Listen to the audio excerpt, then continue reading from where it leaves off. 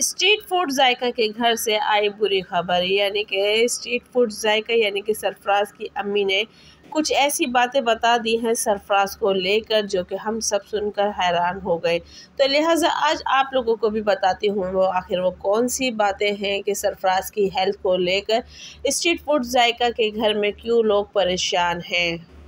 तो अम्मी ने भी की दुआओं की अपील, जो कि बहुत ज़्यादा लोगों से जो हाँ नहीं करनी चाहिए थी वहाँ जाके दुआओं की अपील की और दुआओं की रिक्वेस्ट की। तो जी हाँ मेरी प्यारी बहनों, अस्सलाम वालेकुम my YouTube family, welcome back to my YouTube channel. तो जी उम्मीद करती हूँ आप सब लोग खैरियत से होंगे। तो जी अल्लाह के फजल करम से मैं भी खैरियत से हूँ। तो जी गाइस आज जो मैं बातें आप लोगों से करने वाली हूँ वो बहुत ही ज़रूरी है, बहुत ही इम्पॉर्टेंट है। वो किस लिए, क्योंकि जैसे कि आप लोगों को दिखता है सरफराज हम लोगों के सामने हंसता है, बोलता है, मुस्कुराता है, उसके पीछे कितना दर्द छुपा हुआ है, कितनी तकलीफ़ छुपी हुई है, कितनी अज़ियत छुपी हुई है जो कि उसको लेके उसके माँ बाप ने, उसके घर वालों ने उसको तकलीफ़ उठाई। यहाँ तक कि कुछ ऐसी बातें हैं जो कि नहीं कहने वाली थी वो भी कही, और कुछ ऐसे मतलब के वक्त था जो कि ना बर्दाश्त होने के बाद भी सरफराज की अम्मी ने सरफराज के लिए वो कदम उठाए। तो आज इन सारी बातों पर से हम पर्दा उठाएंगे, क्योंकि हम लोग जो देखते हैं, वाकई कहा जाता है ना कि जो दिखता है वो होता नहीं, जो होता है वो दिखता नहीं। सरफराज की अम्मी ने सरफराज की हेल्थ को लेकर कहाँ कहाँ जाकर दुआ की, क्या क्या मतलब कि तकलीफ़ उठाई, क्या क्या परेशानी उठाई, क्या क्या अजियत उठाई। सरफराज की अम्मी के साथ साथ सरफराज की पूरी फैमिली ने इन तकलीफ़ों को फेस किया है ऐसा, क्योंकि तकलीफ़ तो सिर्फ सरफराज को है और उसके बाद जाके मतलब कि पूरी फैमिली कहाँ तक परेशान हुई है। तो आज हम इन्हीं टॉपिकों पे लेके बात करेंगे, और वाकई स्ट्रीट फूड जायका के घर से ये एक जो मतलब कि सरफराज की हेल्थ को लेके बुरी खबर जो कि आई है, और ये अल्लाह ना करे किसी को भी हो परेशानी, क्योंकि एक बचपन से लेके एक दुख तकलीफ़ होती है, वक्त ब वक्त होती है, एक बचपन से लेकर आज तक सरफराज उस तकलीफ़ को फेस कर रहा है। तो उसके पीछे भी कोई ना कोई उसकी परेशानी होगी, कोई ना कोई उसकी वो होगी, और वो किस अज़ियत से गुज़र रहा है अभी भी, यानी बचपन से लेके आज तक वो उस तकलीफ़ से गुज़र रहा है और वो तकलीफ़ अभी भी उसके साथ है।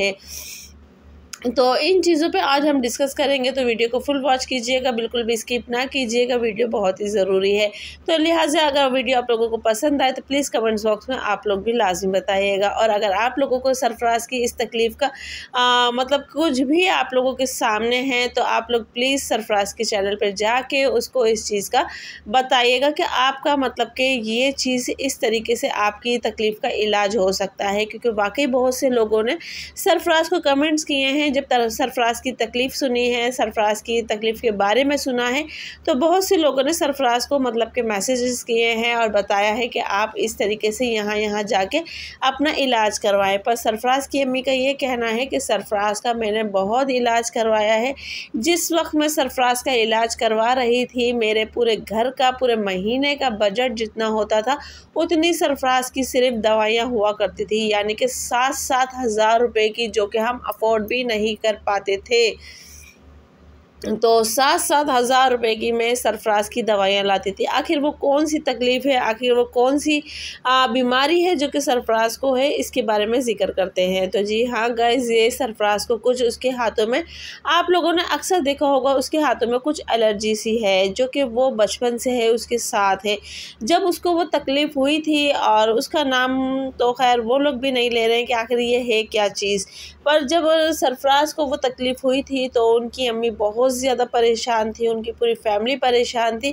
और ये बात किस बात से आज सरफराज ने खोली है वो भी मैं आप लोगों को बताती हूँ, क्योंकि सरफराज ने और नूर ने अपने घर में एक मतलब के चैलेंज किया था, जिसमें सरफराज ने बताया था कि हम 1 हफ़्ते तक मीट, गोश्त, मटन नहीं खाएंगे। तो यानी कि नॉनवेज जो क्या होता है वो नहीं खाएंगे, हाँ नॉनवेज नहीं खाएंगे, तो सॉरी।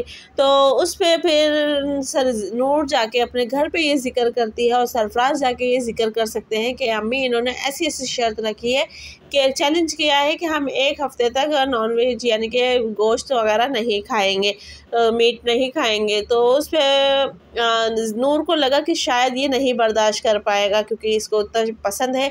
तो उस पर उसकी अम्मी ने जवाब दिया, नहीं नहीं ये कर सकता है, क्योंकि इसने 2 साल तक अपनी तकलीफ तकलीफ़ को लेके गोश्त बिल्कुल भी नहीं खाया था। और इसके साथ साथ जब हमें लगता था कि हम तो सब खा रहे हैं, मेरा बेटा नहीं खा रहा, तो हमने भी इसके साथ साथ वो गोश्त खाना छोड़ दिया था।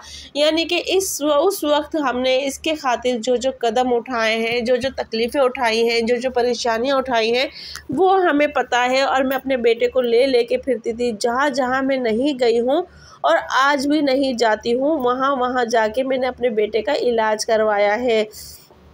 और एक डॉक्टर तो उनको ऐसा मिला जिसकी दवाई से बहुत फ़र्क पड़ा, पर वो फिर कुछ दिन के बाद दोबारा निकल आती थी।